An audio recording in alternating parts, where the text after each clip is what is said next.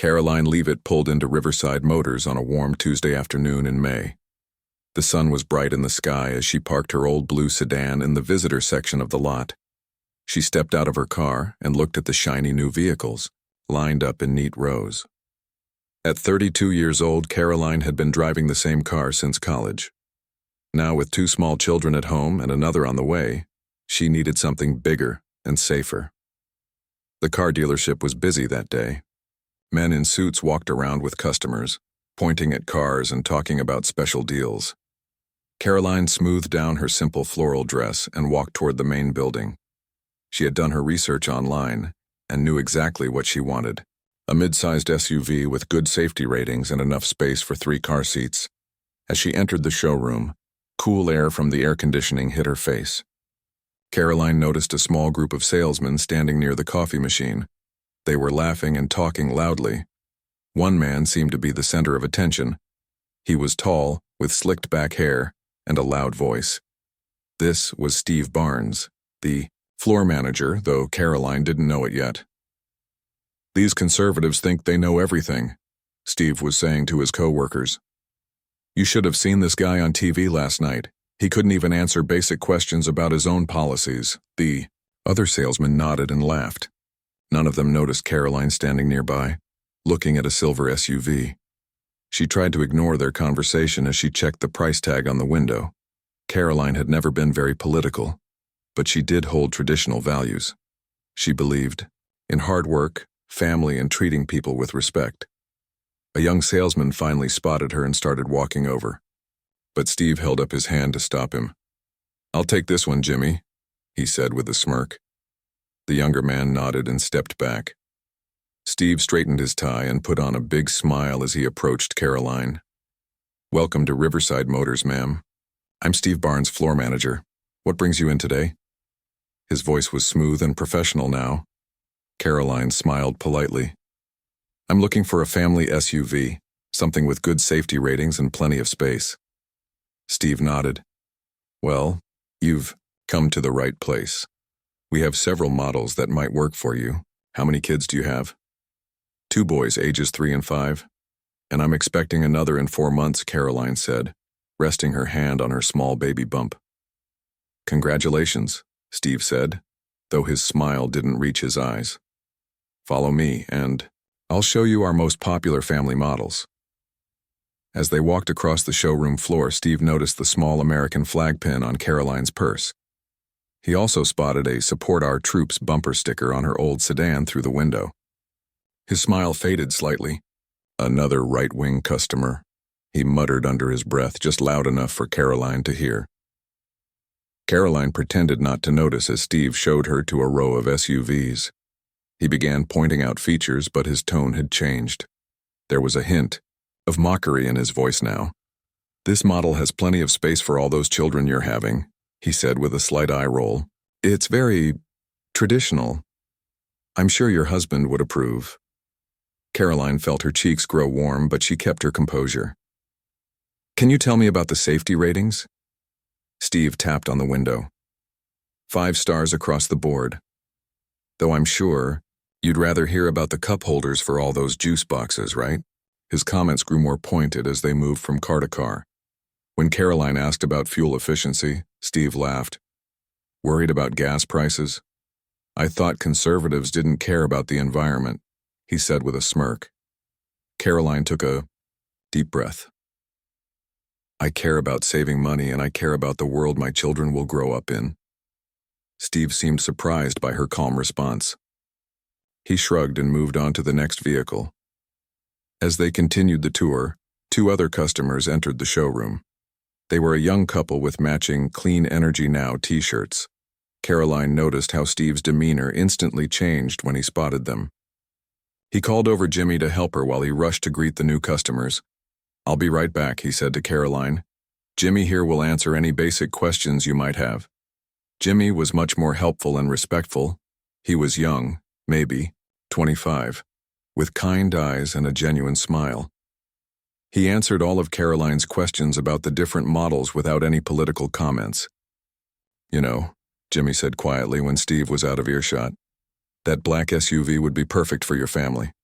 It has the highest safety ratings and the most space for car seats. Karoline thanked him and walked over to look at the vehicle he had recommended.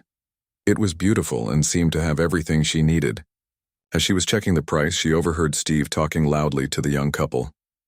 "You folks are my kind of people," he was saying. "Smart, forward-thinking. Let me show you our hybrid models. Much better than these gas guzzlers that some people still want." Karoline felt her patience wearing thin, but she remained calm. She had been raised to treat everyone with respect, even those who didn't return the favor. She walked back to Jimmy and asked for a brochure on the black SUV. "I think this might be the one," she said. "But I'd like my husband to see it before we decide." Steve returned just as she was saying this. "Oh, you need your husband's permission to make a decision?" he said with a laugh. "How traditional." Jimmy looked uncomfortable. Karoline turned to face Steve directly. "My husband and I make major financial decisions together," she said evenly. "That's how partnerships work." Steve seemed taken aback by her directness. He cleared his throat and handed her a business card. "Well, bring him in tomorrow then. I'll be here all day." Karoline took the card and put it in her purse without looking at it. "Thank you for your time today. My husband will be stopping by tomorrow around noon." As she turned to leave, Steve called after her. "Make sure he knows the prices. These aren't budget models." Karoline stopped and looked back at him with a small smile. "Money won't be a problem. Have a nice day, Mr. Barnes." She walked out of the dealership, with her head held high. As she got into her car, she took out her phone and called her husband. "Hey Pete, how's your day going?" she asked. "Just finishing up some paperwork for tomorrow," her husband replied. "How was the car shopping?" Karoline sighed. "Interesting, to say the least.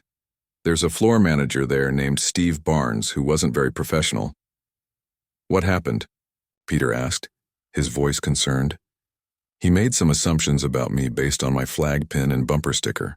Spent the whole time making snide comments about conservatives." Peter was quiet for a moment. "Steve Barnes, you said? At Riverside Motors?" "Yes, that's right." "Why? Do you know him?" Peter chuckled softly. "No, but I will tomorrow. Don't worry about it, honey. I'll take care of everything when I go to look at that SUV." "What do you mean?" Karoline asked, confused by her husband's response. "It's a surprise," Peter said. "Just trust me on this one. Which model did you like best?" "The Black Explorer." "It's perfect for us," she replied, still curious about Peter's mysterious reaction. "Great. I'll see it tomorrow then," Peter said. "And I'll definitely be meeting the Steve Barnes character." As Karoline drove home, she wondered what Peter had meant. He had been working on some big project for weeks but hadn't shared many details. Whatever it was, she trusted him completely. Tomorrow would be interesting. That much was certain. She smiled to herself as she turned onto their street. Despite Steve's rudeness, she had found the perfect car for their growing family. And somehow she had a feeling that Steve Barnes was in for a surprise of his own very soon. The next morning, Peter Leavitt woke up earlier than usual. He carefully picked out his best navy blue suit, a crisp white shirt, and a red tie. At 36 years old, Peter had always been ambitious and hardworking. For the past 6 months, he had been working with National Auto Group, a large company that bought struggling car dealerships across the country and turned them around. Karoline watched from their bed as Peter got dressed. "You look very professional today," she said with a smile. "Are you sure you're just going to look at a car?" Peter grinned as he adjusted his tie in the mirror.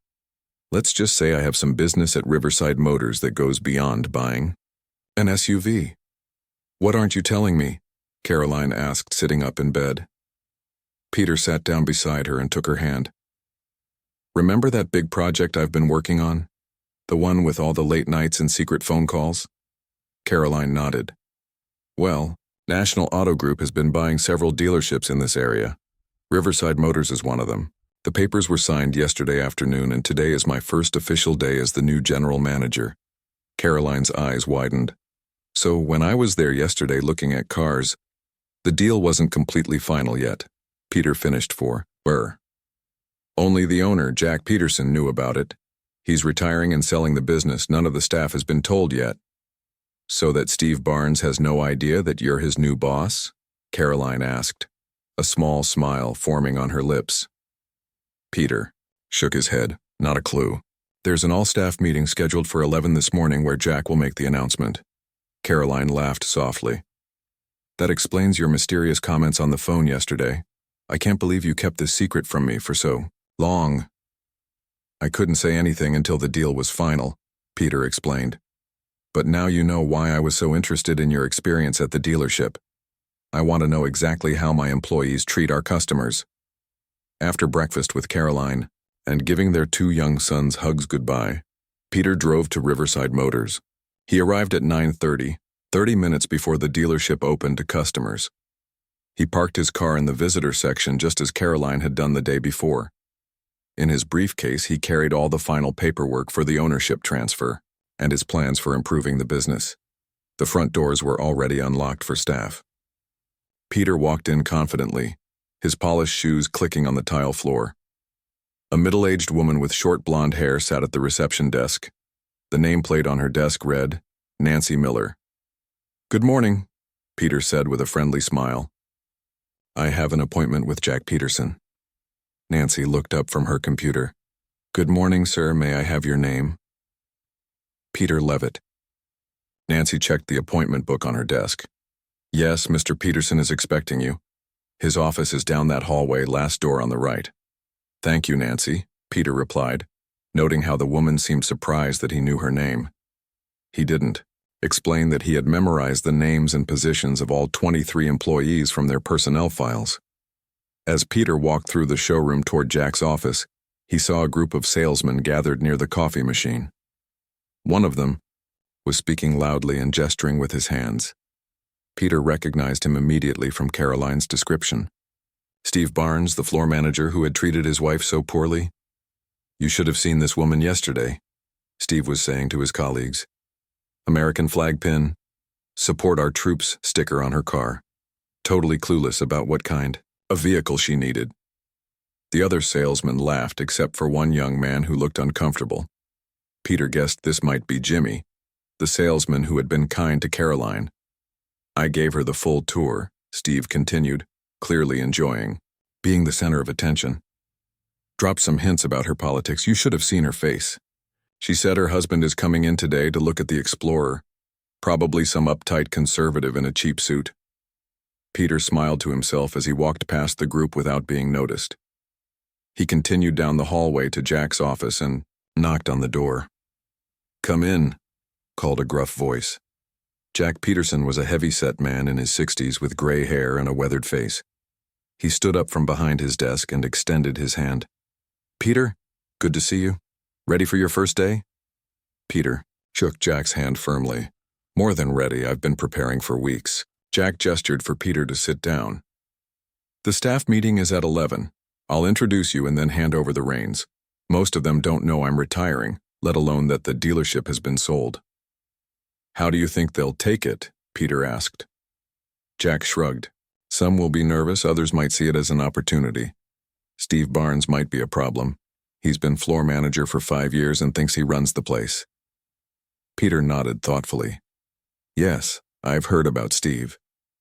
For the next hour, Jack showed Peter around the back offices, introducing him to the administrative staff and the service department manager. Word spread quickly that Jack was showing someone around and rumors began to circulate among the employees.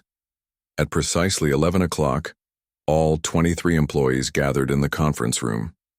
There was a buzz of nervous energy as people whispered to each other, wondering what the meeting was about. Steve Barnes leaned against the wall with his arms crossed, looking bored and slightly annoyed at having his morning interrupted. Jack Peterson stood at the front of the room with Peter slightly behind him. He cleared his throat and the room fell, silent. Good morning, everyone. I've called you here today to make an important announcement. After 32 years of running Riverside Motors, I've decided it's time for me to retire. Gasps and murmurs filled the room. Jack held up his hand for silence. Riverside Motors has been sold to National Auto Group, one of the largest and most successful dealership networks in the country. This is good news for all of you. The dealership will remain open and all jobs are secure. Steve pushed himself away from the wall, his face showing concern for the first time. "What does this mean for the management structure?" he asked loudly. Jack nodded. "I'm getting to that. I'd like to introduce Peter Leavitt, the new general manager of Riverside Motors." Peter stepped forward with a confident smile. "Good morning, everyone. I'm looking forward to working with all of you. National Auto Group believes in the potential of this dealership and its staff. We're not here to make drastic changes, but to build on what's already working and improve what isn't." Steve's face had gone pale. He stared at Peter with wide eyes, clearly recognizing the last name. After the meeting, the employees lined up to introduce themselves to Peter. Steve hung back, watching from a distance with a worried expression. When the last person had shaken Peter's hand, Steve approached cautiously. "Mr. Leavitt," he said, extending his hand. "Steve Barnes, floor manager. Welcome to Riverside Motors." Peter shook his hand firmly. "Thank you, Steve. I believe my wife Karoline was here yesterday looking at an Explorer. She mentioned meeting you." Steve's smile froze on his face. "Your wife? I meet so many customers it's hard to remember everyone." "Karoline Leavitt," Peter said, watching Steve's reaction carefully. "Pregnant with our third child. She was wearing a dress and had an American flag pin on her purse." Recognition and fear flashed across Steve's face. "Oh yes, Mrs. Leavitt. Of course I remember now. She seemed very interested in the Black Explorer." "Yes, she was," Peter replied evenly. "She also mentioned having an interesting conversation with you. Perhaps we could discuss that in my office later today, say around 2 o'clock? Steve swallowed hard. "Of course, sir. I'll be there." As Steve walked away, young Jimmy approached Peter with a nervous smile. "Mr. Leavitt, I'm Jimmy Collins. I also helped your wife yesterday. I just wanted to say welcome to Riverside Motors." Peter smiled warmly at the young man. "Thank you, Jimmy. Karoline mentioned you were very helpful. I appreciate that." Jimmy nodded, looking relieved. The Explorer she liked is a great vehicle, perfect for a growing family. "I think we'll be taking it," Peter said. "And Jimmy, I'd like to talk with you later as well. I'm making some changes to the sales team structure and I'd like your input." As the employees returned to work, Peter walked to what was now his office. Through the window he could see Steve Barnes at his desk, looking worried and making phone calls. Peter smiled to himself as he sat down behind his new desk. His meeting with Steve later would be very interesting indeed. The clock on the wall showed 5 minutes to 2. Steve Barnes sat in the small waiting area outside Peter's new office. His leg bounced up and down nervously as he checked his reflection in his phone.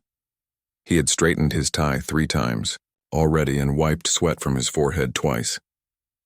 Inside the office, Peter was reviewing the sales records from the past 6 months. The numbers weren't great. Riverside Motors had been struggling compared to other dealerships in the area.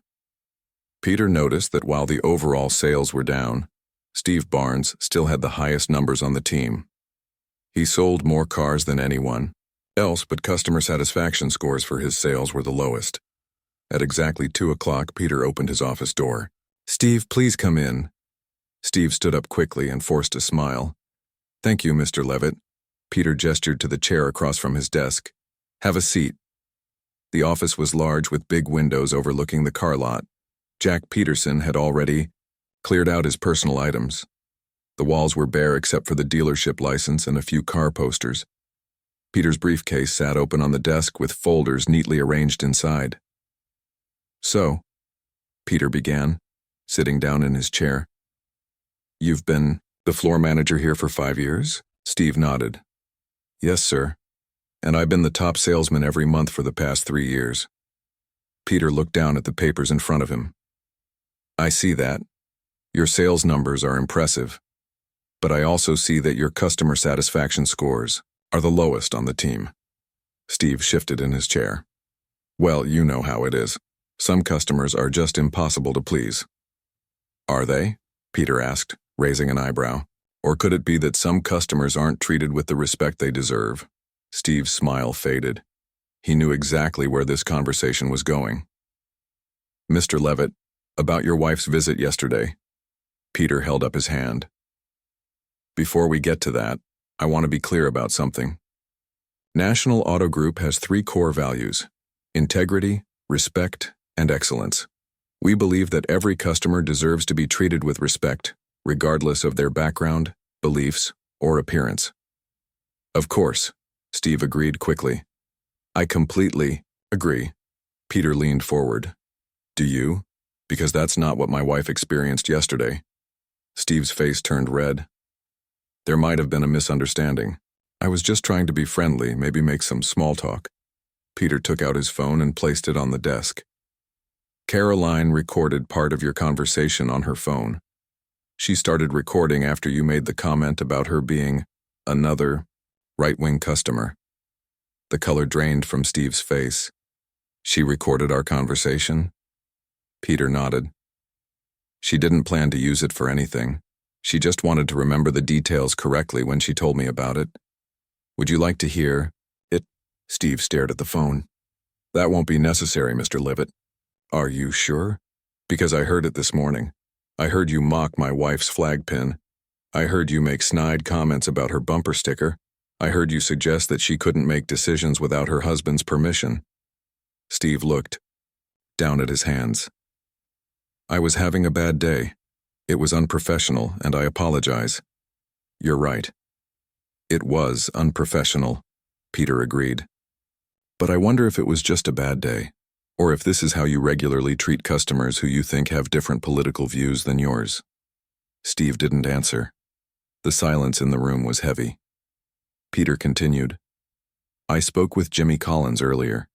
He's a good kid, honest. He told me this wasn't the first time you've treated customers differently based on what you think their politics are. Jimmy should mind his own business, Steve muttered. Actually, the way customers are treated at this dealership is very much his business, and now it's my business too, Peter said firmly. National Auto Group doesn't care if our customers are liberal, conservative, or anything in between. We only care that they receive excellent service and leave satisfied. Steve nodded, his eyes still down. I understand. Do you? Because I'm not sure you do, Peter said. This isn't just about my wife, Steve. It's about creating a workplace where everyone is treated with respect, customers and employees alike. Steve finally looked up. Are you firing me? Peter studied Steve's face for a moment. The man looked genuinely worried now. The arrogance that Karoline had described was gone. I believe in second chances, Steve. I'm not going to fire you today. Relief washed over Steve's face. Thank you, Mr. Leavitt. I promise this won't happen again. However, Peter continued, changes need to be made. Effective immediately, you are no longer the floor manager. Steve's relief vanished. But I'm promoting Jimmy Collins to floor manager, Peter said. He has lower sales numbers than you, but his customer satisfaction scores are the highest on the team. That tells me he knows how to treat people right. Steve's jaw tightened. So I'm just a regular salesman now? Actually, no, Peter replied. I think you need a change of perspective. For the next 3 months, you'll be working in the service department as an assistant service writer.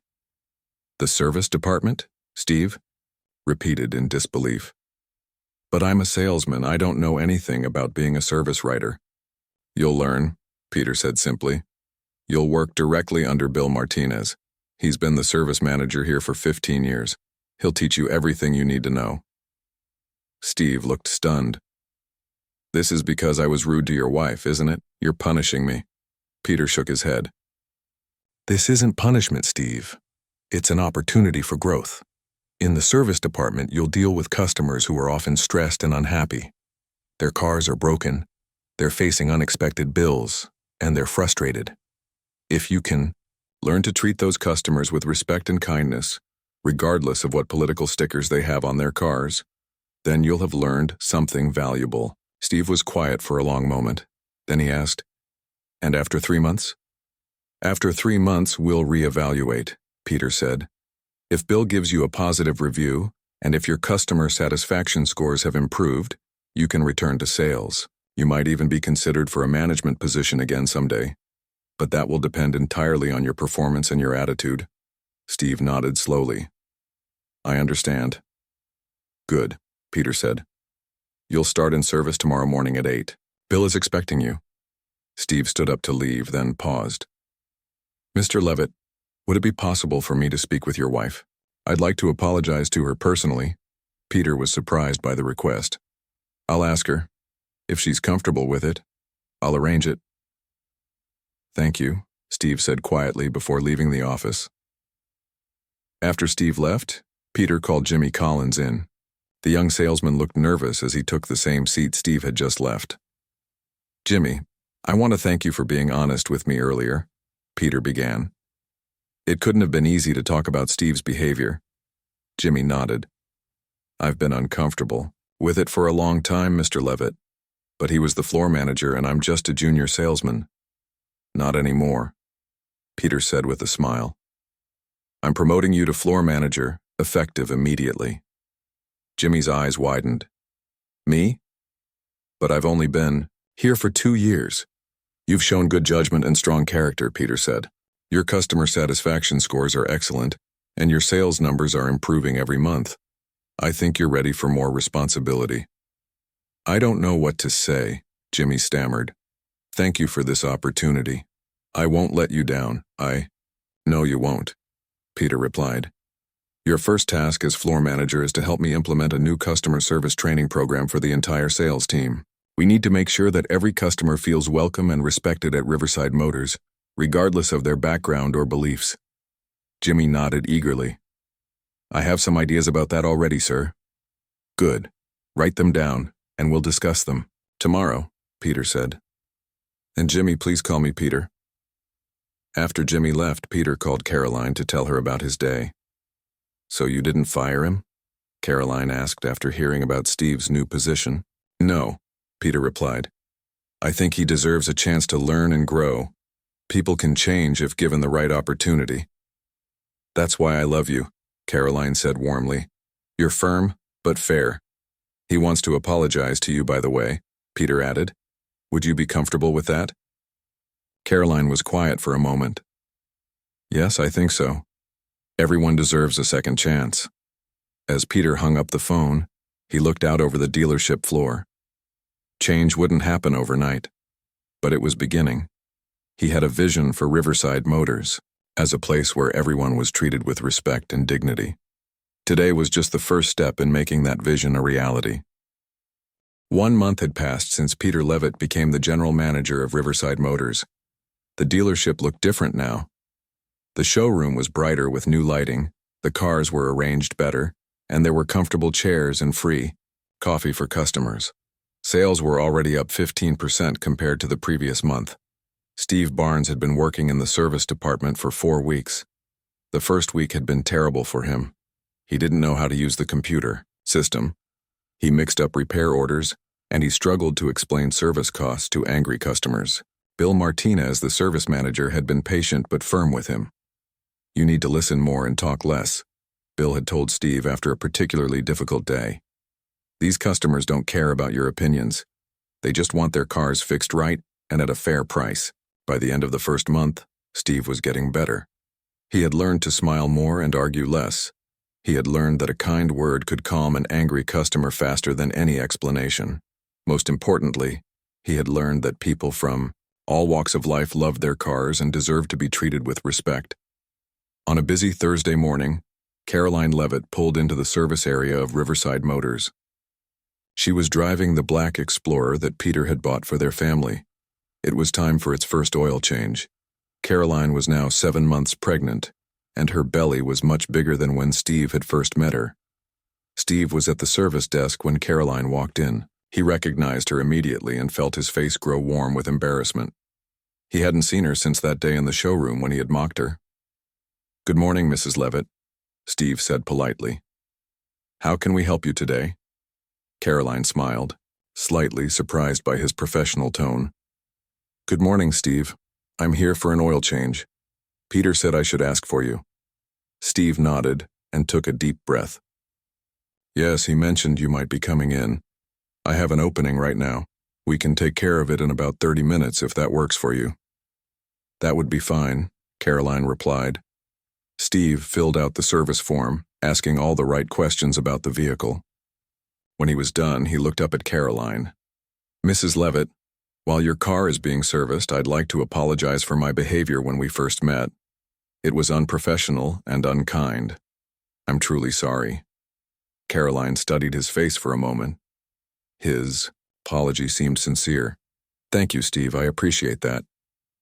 Your husband could have fired me, Steve continued. Most people would have. Instead, he gave me a chance to learn and grow. I'm grateful for that. Peter believes in second chances, Karoline said. He believes people can change if they want to. Steve nodded. He was right. This past month in Mienzur, the service department has taught me a lot. I've dealt with all kinds of people. Liberals, conservatives, young, old, rich, poor. They all just want to be treated with respect. That's all anyone wants, Karoline agreed. The waiting room is just through that door, Steve said, pointing. There's fresh coffee and comfortable chairs. I'll come get you when your car is ready. As Karoline walked to the waiting room, she pulled out her phone and texted Peter. At the dealership now. Steve just apologized, seemed sincere. Peter texted back quickly. Good. How's he handling the job? Karoline looked through the window at Steve, who was now carefully explaining something to an elderly man who had just walked in. The old man was nodding and smiling. He seems different, she texted. More patient. More respectful. Bill says the same thing, Peter replied. His customer scores have improved a lot. 30 minutes later, Steve came to the waiting room to find Karoline. Your car is all set, Mrs. Leavitt. We also checked all the fluid levels and tire pressure at no extra charge. Thank you, Karoline said, following him to the cashier. After paying for the service, Karoline walked with Steve to her car. How are you liking the service department? She asked. Steve smiled slightly. It's not where I thought I'd be, but it's been good for me. Bill is a great teacher, and I'm learning something new every day. That's good to hear, Karoline said. Everyone needs a chance to grow. As she was about to get in her car, Steve said, Mrs. Leavitt, can I ask you something? Karoline nodded. That day when you came to look at cars, why didn't you get angry with me? I was being a jerk, but you stayed calm and polite. Karoline thought for a moment. My grandfather taught me something when I was young. He said, how you treat people who disagree with you says more about your character than anything else. I'd try to live by that. Steve looked down. Your grandfather was a wise man. Yes, he was, Karoline agreed. He also said that the strongest people are the ones who can admit when they're wrong and try to do better. I'm trying, Steve said quietly. I can see that, Karoline replied with a smile. Have a good day, Steve. Later that evening, Peter and Karoline sat together on their porch swing. Their 2 young sons were already in bed, and the neighborhood was quiet. Karoline told Peter about her conversation with Steve. He's really changed, she said. You should have seen how he was talking to an older customer. Patient, respectful, nothing like the Steve we met a month ago. Peter nodded. Bill says the same thing. His customer satisfaction scores have gone from the lowest to the second highest in the service department. Do you think he's just putting on an act because you're the boss? Karoline asked. Peter thought about it. No, I don't think so. Bill says Steve stays late to help the mechanics understand what customers need. He's rewriting the service forms to make them easier to understand. Those aren't things you do just to impress the boss. So your plan worked, Karoline said, leaning her head on Peter's shoulder. It's working, Peter corrected. Change takes time, but I think Steve is on the right path now. The next morning, Peter called Steve into his office. Steve looked nervous as he sat down across from Peter's desk. Bill has been keeping me updated on your progress, Peter began. He says you're doing excellent work in the service department. Thank you, sir, Steve replied. I'm trying my best. Your customer satisfaction scores have improved dramatically, Peter continued. And I hear you're rewriting the service forms? Steve nodded. Yes, sir. The old forms are confusing, especially for people who don't know much about cars. I thought simpler language would help. That's good thinking, Peter said. That's exactly the kind of initiative we need around here. Steve straightened up a little, looking proud. I also heard you met Karoline yesterday, Peter said. Steve's pride changed to concern. Yes, sir. I apologized to her for how I acted before. She told me, Peter said. She was impressed by the change in you. Really? Steve asked, surprised. Peter nodded. Really? Which brings me to why I called you in today. You've been in the service department for a month now. How do you feel about it? Steve thought for a moment. Honestly, sir, at first I hated it. I thought it was a punishment, but now I'm actually enjoying the work. I like solving problems for people. I like seeing them leave happy, knowing their car is fixed right. Would you like to stay in the service department? Peter asked. Steve looked surprised. Stay? You mean not go back to sales? Bill needs an assistant service manager, Peter explained. Someone who understands customer service and can help make the service department more user-friendly. He thinks you'd be perfect for the job. Steve was quiet for a moment. A month ago, I would have said no. I would have demanded to go back to sales, but now, he paused. Now I think I could do more good in service. I'd like to take the job if you're offering it. Peter smiled and extended his hand. The job is yours, Steve. Congratulations. As they shook hands, Steve said, Thank you for not giving up on me, Mr. Leavitt.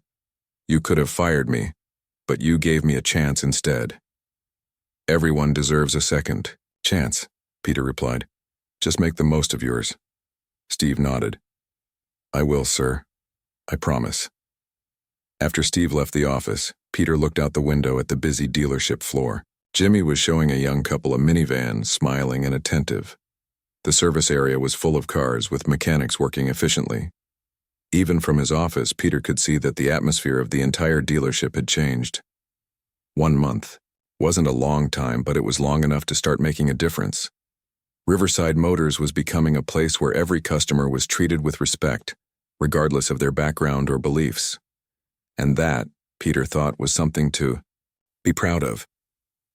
6 months had passed since Peter Leavitt became the general manager of Riverside Motors. The dealership was now one of the top performers in the National Auto Group network. Sales were up 30%, and customer satisfaction scores were the highest they had ever been. The showroom had been completely remodeled with comfortable seating areas, a children's play corner, and a coffee bar. On a bright Saturday morning, Peter stood in his office looking out at the busy dealership. Families wandered among the shiny, new cars while salespeople in crisp blue shirts helped them. In the service area, cars moved smoothly through the repair bays. Everything was running like a well-oiled machine. Karoline had given birth to their third child, a beautiful baby girl named Emma, just 2 months ago. Today was the first time she was bringing all 3 children to see the dealership since Peter had taken over. He watched through his office window as their black Explorer pulled into a parking space near the front door. Peter smiled as he saw Karoline carefully lift baby Emma from her car seat. Their 2 boys, ages 3 and 5, jumped out of the car, excitedly. Karoline looked beautiful in a simple blue dress, her hair pulled back in a ponytail. Peter hurried out to meet his family. Daddy. The boys shouted, running to Peter. He scooped them up, one in each arm, and spun them around while they giggled. Be careful with your dress clothes, Karoline warned with a smile as she approached with the baby. You'll get all wrinkled before the ceremony. Peter kissed Karoline and then baby Emma's forehead. Don't worry. I have a spare shirt in my office just in case these 2 troublemakers get me dirty. Today was a special day at Riverside Motors. The dealership was having its first Employee Appreciation Day, and everyone was bringing their families. There would be food, games for the children, and awards for outstanding employees. Peter had been planning it for weeks. As they walked into the showroom, employees greeted them warmly. Jimmy Collins, now settled into his role as floor manager, approached, with his wife and young daughter. Good morning, Peter, Karoline, Jimmy said with a smile. Is this the new addition to your family? Karoline proudly showed off baby Emma, while the children introduced themselves to each other. Everything is set up for the ceremony, Jimmy told Peter. The food will be ready at noon and the awards are on your desk ready to go. Thanks, Jimmy. You've been a huge help with this. Peter said, patting him on the shoulder. As they walked through the dealership, Peter introduced his family to employees they hadn't met before. When they reached the service department, Steve Barnes was at the service desk, helping an elderly couple understand their repair bill. He was patient and kind, explaining each item clearly until they nodded with understanding. When he finished with the couple, Steve looked up and saw the Leavitt family. His face broke into a genuine smile as he walked over to greet them. "Good morning, Mr. and Mrs. Leavitt," Steve said warmly. "And who are these fine young people?" Peter introduced their sons and baby Emma. Steve knelt down to the boys' level and shook their hands very seriously, which made them giggle. "You have a beautiful family," Steve said to Karoline. "Your Explorer has been running well?" "Perfectly," Karoline replied. "Though with 3 car seats in the back now, it's getting a little crowded." Steve laughed. "Maybe it's time to look at our new minivan models. Much more space for growing families." "Don't give her any ideas," Peter joked. "We just bought the Explorer." The friendly exchange would have seemed perfectly normal to anyone watching, but Peter and Karoline knew just how far Steve had come. The angry, judgmental salesman who had mocked Karoline's values was gone. In his place was a respectful, kind man who had found his place helping others. At noon, all the employees and their families gathered in the showroom, which had been cleared of cars and set up with tables and chairs. After everyone had filled their plates with food from the catering table, Peter stood up to speak. "Welcome, everyone, to our first annual Employee Appreciation Day," Peter began. "When I came to Riverside Motors 6 months ago, I had a vision of creating not just a successful business but a place where people would be treated with respect and dignity, both our customers and our employees." The room was quiet as everyone listened. "Today I'm proud to say that thanks to all of you, that vision is becoming a reality. Our sales are up, our customer satisfaction scores are at an all-time high, and most importantly, we've created a workplace where people enjoy coming to work each day." There was a round of applause. Peter waited for it to quiet down before continuing. "I'd like to present some special awards today to employees who have gone above and beyond in their commitment to our values of integrity, respect, and excellence." Peter called up several employees one by one, presenting them with plaques and gift cards. Jimmy Collins received the Sales Leader of the Year award for his outstanding performance as floor manager. "And finally," Peter said, "I'd like to present our Most Improved Employee award. This goes to someone who has shown tremendous growth, both professionally and personally. Someone who has embraced change and turned challenges into opportunities." Peter looked directly at Steve Barnes. "Steve, would you please come up here?" Steve looked surprised as he stood up and walked to the front of the room. Peter handed him a plaque and shook his hand. 6 months ago, Steve was a floor manager in sales, Peter explained to the room. Today, he's our assistant service manager and has helped transform our service department into one of the best in the region. His customer satisfaction scores have gone from the lowest to the highest in the dealership. Steve looked down at the plaque, clearly moved by the recognition. "Would you like to say a few words, Steve?" Peter asked. Steve cleared his throat and looked up at the room full of his colleagues and their families. "Thank you for this award. I don't really deserve it." "Yes, you do," someone called out, and there was a murmur of agreement. Steve smiled, slightly. 6 months ago, I thought I knew everything. I judged people based on what I thought their politics were. I treated some customers better than others. I was wrong." The room was completely silent now. "Mr. Leavitt could have fired me for how I treated his wife," Steve continued. "Most bosses would have. Instead, he gave me a chance to learn and grow. He saw something in me that I didn't see in myself." Steve looked at Karoline, who was sitting with baby Emma in her arms. "And Mrs. Leavitt showed me what true grace looks like. She could have been angry and demanded I be fired. Instead, she forgave me and gave me a second chance." Steve held up his award. "This isn't just about me improving as an employee. It's about me improving as a person. I've learned that we can disagree with people and still treat them with respect. I've learned that what unites us is more important than what divides us. And I've learned that second chances are precious gifts that shouldn't be wasted. There was loud applause as Steve returned to his seat. Peter saw Karoline wiping away a tear as she balanced baby Emma in her arms. After the ceremony, as families mingled and children played, Steve approached Peter and Karoline. "I wanted to thank you both again," he said quietly. "Not just for the award, but for everything." "You earned it, Steve," Peter replied. "You've become one of our most valuable employees." "And one of our friends," Karoline added with a warm smile. Steve nodded, clearly emotional. "I never thought I'd say this, but that day when I was rude to you, Mrs. Leavitt, it was the best thing that ever happened to me. It changed my life." As Steve walked away to help some children who were trying to play a game, Peter put his arm around Karoline's shoulders. "You know," he said softly, "when I took this job, I thought I was just going to turn around a struggling car dealership. I never expected to change someone's life." Karoline leaned her head against his shoulder. "That's the thing about treating people with respect and kindness. You never know how far the ripples will spread." Peter looked around at the happy faces filling the showroom, employees and their families all coming together as a community. Riverside Motors had become more than just a workplace.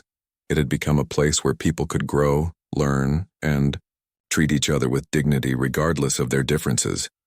And that, Peter thought, was worth more than all the car sales in the world.